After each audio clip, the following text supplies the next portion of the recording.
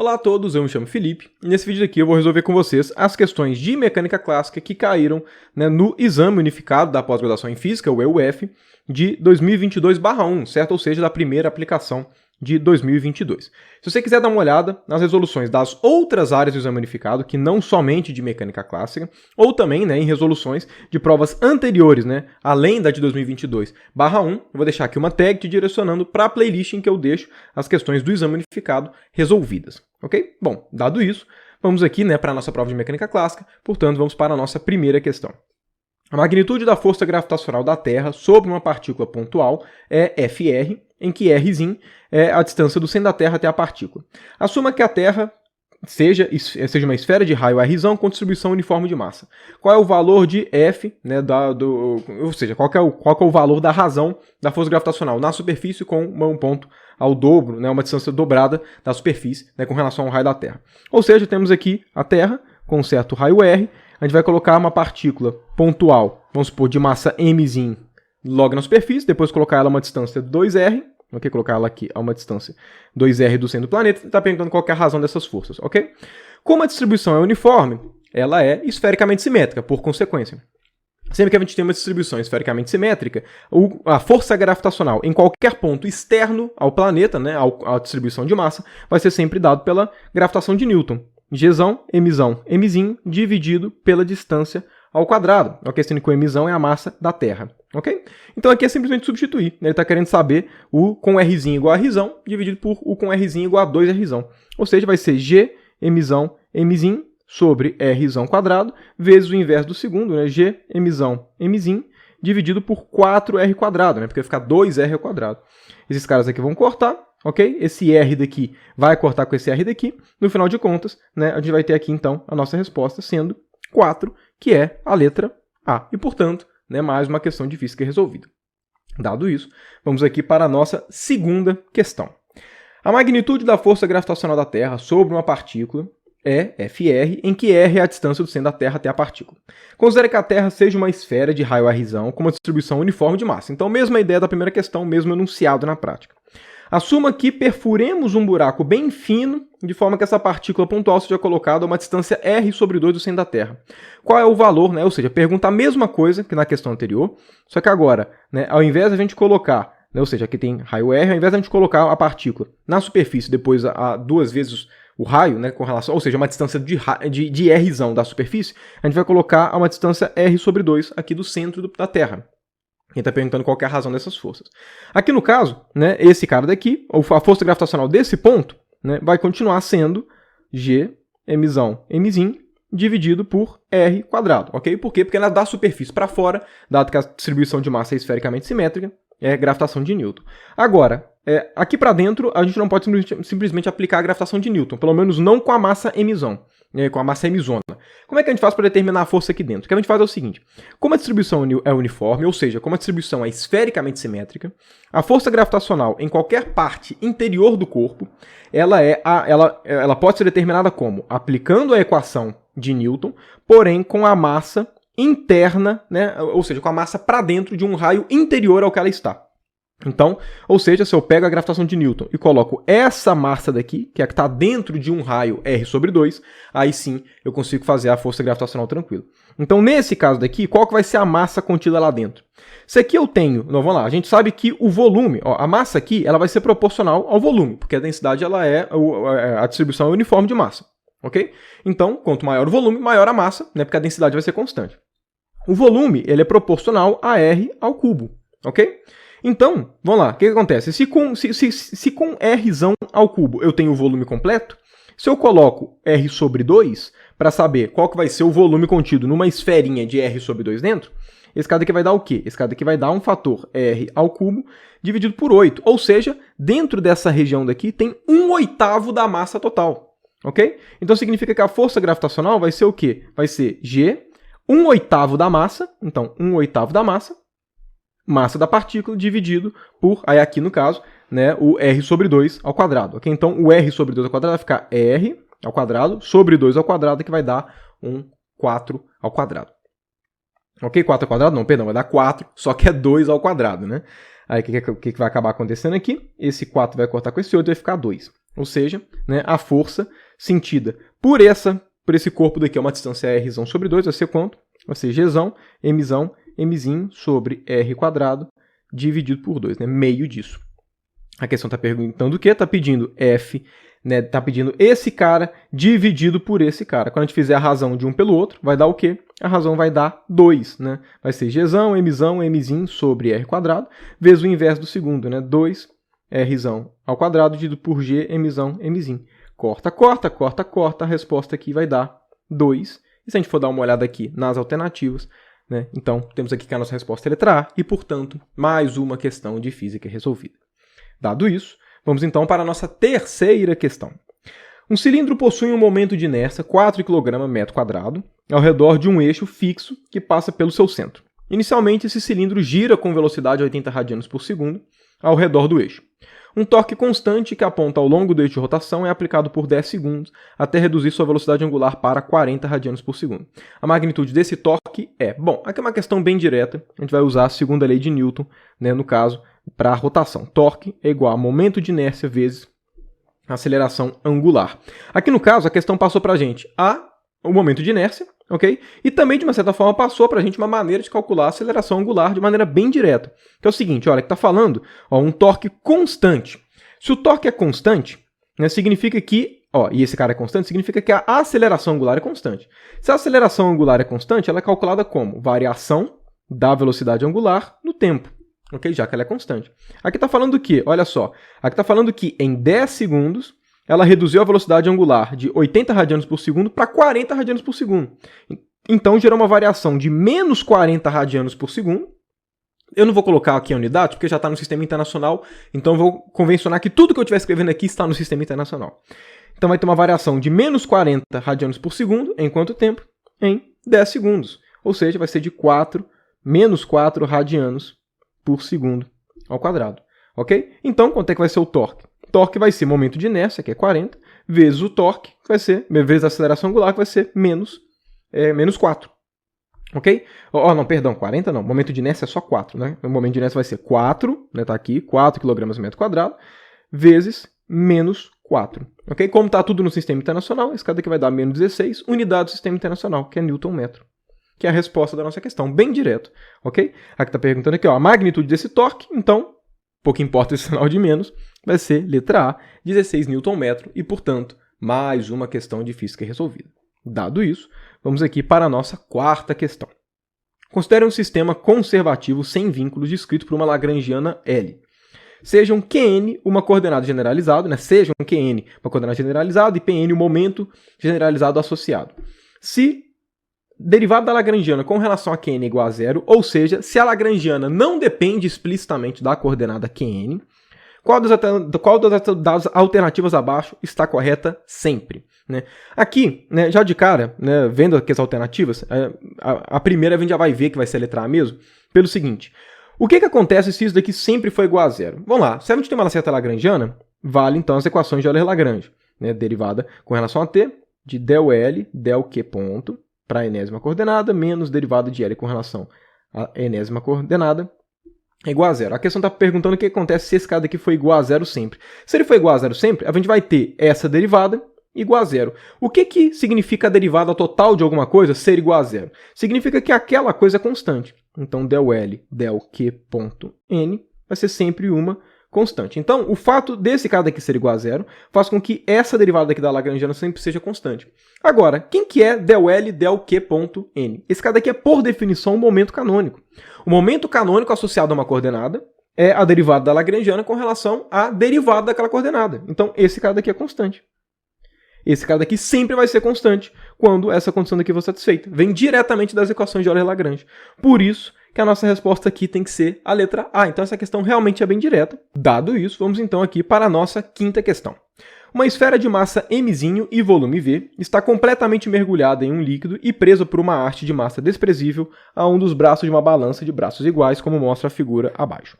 É sabido que o volume de uma massa mzinho do líquido é igual a 5V/3. Ou seja, o líquido é menos denso do que a bolinha. Então a bolinha ela tende a cair para baixo, né? A força peso vai ser maior do que a força do empuxo, ok? Beleza, então a massa mzão, que deve ser suspensa no outro braço da balança para manter em equilíbrio vamos lá, aqui é uma questão básica de equilíbrio, em que a gente nem vai ter que analisar tanto assim a questão de torque, porque olha só, essa distância é igual a essa distância. Então significa que para esse sistema ficar em equilíbrio, basta com que a força que está sendo, basta com que esse cara daqui puxando para baixo seja igual à força total que está puxando para baixo desse lado daqui. Aqui é uma questão de equilíbrio básica aqui, ok? Bom, vamos lá. Né? Então, esse cara daqui puxa a haste para baixo com qual força? Com a força peso. Mzão vezes G. Então, o que a gente tem que saber é, esse sistema daqui puxa essa haste com qual força para baixo? Tem que ser igual a Mzão vezes G. Ok? Qual que vai ser essa força que está puxando para baixo? Ela vai ser uma composição da força peso com empuxo. Okay? Então, a gente vai ter o peso da bolinha para cá e o empuxo para cima. A resultante desses caras, que é para baixo, vai ser a força que está puxando essa haste para baixo, que a gente vai igualar a Mzão G. Então, olha só, a força aqui, a primeira parte a gente já sabe. Então, vai ter que ser igual a Mzinho G, agora, menos o empuxo. Quanto vale o empuxo? O empuxo, ele é o peso do fluido deslocado. Agora, a gente sabe qual que é o fluido deslocado. A gente sabe que essa bolinha ela tem um certo volume V, ok? E a questão falou aqui pra gente que uma massa igual à da bolinha está contida em um volume 5V/3. Então, a gente tem que saber qual que é a massa contida em um volume V, que é o volume da bolinha, que é o volume que ela desloca. Então, aqui é uma regra de 3. Uma massa M está contida em um volume 5V/3 do fluido. Então, qual é a massa contida quando a gente tem um volume V? Aqui é uma regrinha de 3 bem simples mesmo. Ok? Então, olha só que a gente vai ter Mzinho V é igual a 5Vx/3, multiplicando cruzado. V vai cortar com V, aqui ó, V corta com V. Então, afinal de contas, a gente tem uma massa de 3/5 de Mzinho contida em um volume V, né, no mesmo volume dessa bolinha em relação ao fluido. Então, significa que se o empuxo é o peso do fluido deslocado, o empuxo vai ser o empuxo vai ser numericamente igual ao peso gerado, né, ao peso sentido, né, no caso aqui a força-peso de um corpo com 3/5 de Mzinho. Então, qual que vai ser o empuxo? Vai ser 3/5 de Mzinho, G. Então, 3/5 de Mzinho vezes G, força do impulso. Força do empuxo, peso do fluido deslocado. Esse cara daqui vai ser igual ao quê? 5/5 menos 3/5 vai ser 2/5 de Mg. Então, quanto é que vai ter que ser a massa do outro lado? Vai ter que ser 2/5 de Mzinho. Se vocês forem perceber, bem simples a questão. Na verdade, todas as questões dessa aplicação de mecânica clássica estão bem simples, na verdade, bem mais simples do que deveriam estar, né, se vocês verem as resoluções anteriores. E das outras áreas dessa mesma prova, vocês vão ver que essa prova de mecânica clássica está muito simples, né, bem mais realmente do que deveria. Mas enfim, então está aqui, letra A, 2/5 de Mzinho, e portanto, mais uma questão de física resolvida. Dado isso, vamos aqui para a nossa sexta questão.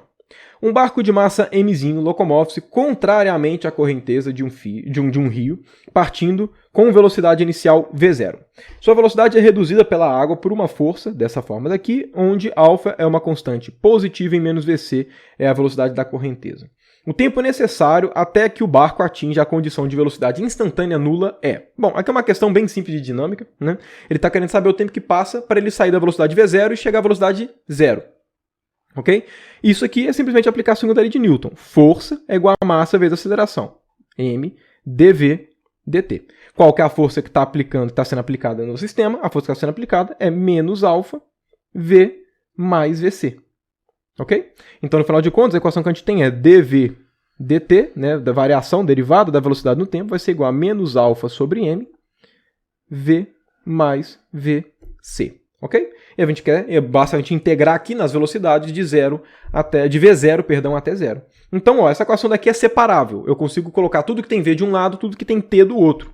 Mas se a gente fizer isso, a gente chega aqui. dt vai ser igual a menos m sobre α dv dividido por v mais vc. O que a gente vai fazer aqui? A gente integra ambos os lados. Eu quero saber qual que é o tempo, ou seja, eu vou começar a marcar no tempo inicial o nosso tempo t igual a 0, e eu quero saber qual que é o tempo que demora, então eu vou colocar aqui de 0 até t, para o barco sair, né, da velocidade V0 até a velocidade 0 instantaneamente parado. Okay?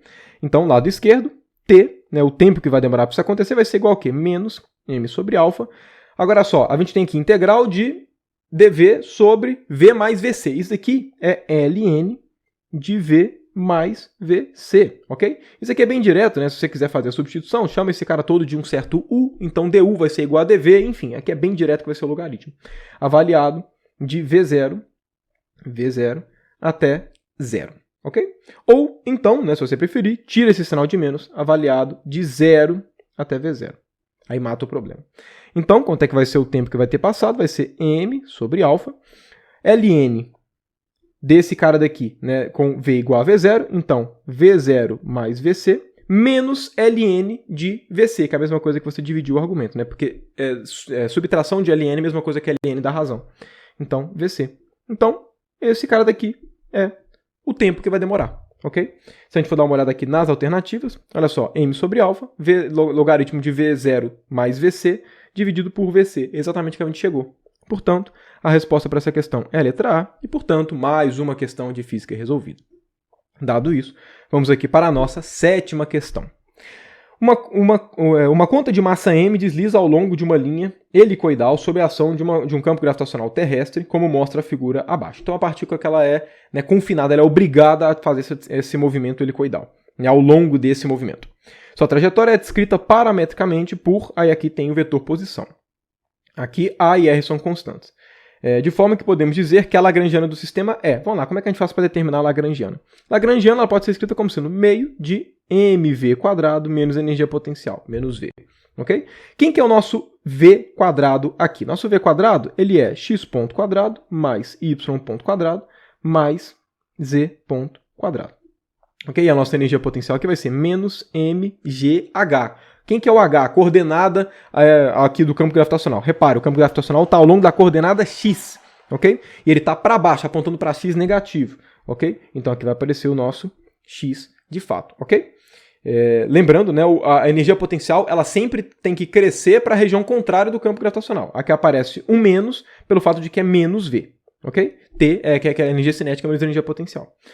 Vamos lá, quem que é x ponto, y ponto e z ponto? Aqui é fácil, olha só. Esse aqui, repare, esse aqui é coordenada x, coordenada y e coordenada z, né? Até porque aqui está escrito em termos dos versores x, y e z.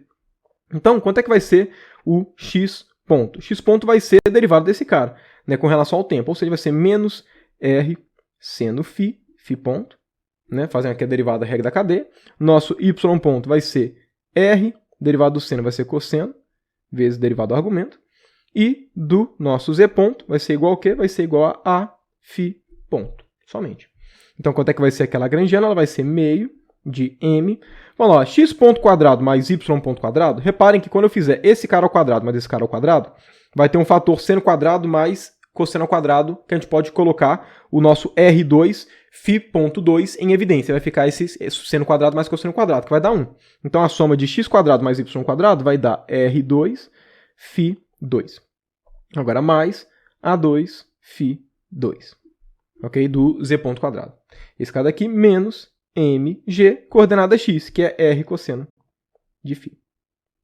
Então, qual que vai ser a nossa lagrangiana? Nossa lagrangiana vai ter que ser meio de m. Olha só, aqui dá para colocar o r mais r2 mais a2 em evidência. E fica o nosso φ ponto quadrado aqui. Menos mgr cosseno de φ. Então, essa aqui é a lagrangiana do nosso sistema. Se a gente for dar uma olhada aqui nas alternativas, olha só. Olha aqui, é exatamente a letra A. Meio de mr2 mais a2 φ ponto quadrado menos mgr cosseno φ. Ok? Então, realmente a letra A aqui. Ok? O distrator dessa questão é que normalmente a gente sempre coloca o campo gravitacional na coordenada z ou na coordenada y. Aqui a questão colocou na coordenada x. Mas eu digo que é um distrator é só pelo fato de que, enfim, a gente está habituado, mas é só você olhar para a questão que você vai perceber que está na direção x. Então, de fato, aqui a nossa resposta é a letra A. E, portanto, mais uma questão de física resolvida. Dado isso, vamos aqui para a nossa 8ª e última questão da prova de mecânica clássica, aqui da nossa provinha, né, do Exame Unificado 2022/1. Quando uma mola é estendida além do seu limite, a lei de Hooke é modificada, e nesse caso a força restauradora satisfaz, né, uma relação linear mais um termo beta x ao cubo, onde K é igual a 10 Nm por metro, enquanto a constante beta é 100 Nm por metro cúbico. O trabalho realizado por essa força quando a mola é alongada por 0,2 metro aqui é definição. Trabalho é igual a força produto escalar com deslocamento. O deslocamento aqui é na direção R. Ok? Então, quanto é que vai ser aqui? Vai ser, no caso, vai ser simplesmente F dx, ok? Porque a nossa força já está na direção x e o deslocamento vai ser na direção x. Então, o trabalho vai ser igual ao quê? Vai ser igual a menos 10, integral de menos 10x mais 100x ao cubo, né, dx, integrado de quanto? De 0 até 0,2. É direto, né, simplesmente aplicação mesmo. Esse cara aqui vai dar quanto? Vai dar, ó, menos 10 x2 sobre 2. Então vai aparecer um x2 sobre 2, ou seja, vai aparecer aqui o nosso 0,2 ao quadrado. Ok? x2 sobre 2. Agora, mais 100, vai ficar x à quarta sobre 4. Aí o x à quarta de 0 até 0,2 vai dar 0,2 elevado a 4. Ok? Olha só, 0,2 elevado a 4, eu vou colocar aqui de uma forma que vai ser mais simples. 0,2 é a mesma coisa que 2 décimos, que é a mesma coisa que 1 quinto. Então a gente pode colocar aqui 1 quinto, e aqui pode colocar 1 quinto. Então aqui 1 quinto ao quadrado. Então olha só, primeira coisa, aqui vai cortar com aqui, e vai dar 5. Ok? Então esse primeiro termo vai dar menos 5 dividido por 5 ao quadrado, 25. Como é que deu 25? Esse 1 quinto elevado à quarta, eu vou escrever ele como sendo 1 sobre 25 elevado a 2. Ok? Por quê? Porque 25 é 5 ao quadrado. Então, né, ou seja, uma coisa é igual a outra. É só porque escrevendo dessa forma daqui, né, fica mais simples pelo seguinte. Se eu escrevo dessa forma, esse cara daqui... Aqui é só para poder simplificar, tá, gente? Aqui fica 25, que esse cara daqui corta. Vai ficar 1 sobre 25 ao quadrado. Opa, ao quadrado. Um desses ao quadrado vai cortar com esse 25. Então aqui vai ficar somente mais 1 sobre 25. Menos 5 mais 1, esse cara aqui vai dar menos 4 sobre 25, o que a gente está calculando trabalho, está tudo no sistema internacional, então a resposta vai ter que ser em joules. Né? Vamos lá, multiplica em cima e embaixo aqui por 4, só para poder ficar mais evidente quanto que vale isso aqui. Vai ficar menos 16 sobre 100 joules, ou seja, o trabalho ele é igual a 0,16 negativo joules. Essa aqui é a resposta, então, da nossa questão. Se a gente for dar uma olhada aqui nas alternativas, olha só, letra A, menos 0,16 joules. E, portanto, encerramos aqui a nossa provinha de mecânica clássica. Vocês devem ter reparado que essa aula ficou com um tempo muito menor do que das outras duas que eu fiz aqui, dessa prova de 2022/1 e do que de todas as outras provas de mecânica clássica. Porque, de fato, você deve ter reparado, essa prova de mecânica clássica foi muito simples. Bem mais simples do que deveria ter sido. É só comparar com a dificuldade de todas as outras. Então, assim, se fosse para poder arriscar em próximas provas, não se baseie nessa dificuldade, na dificuldade dessa prova para poder estudar, ok? Essa prova ficou muito mais simples do que se deveria. Mas, bom, de qualquer forma, né, obrigado por você que ficou até o momento e aguardo vocês aqui nas próximas resoluções das próximas questões do exame unificado.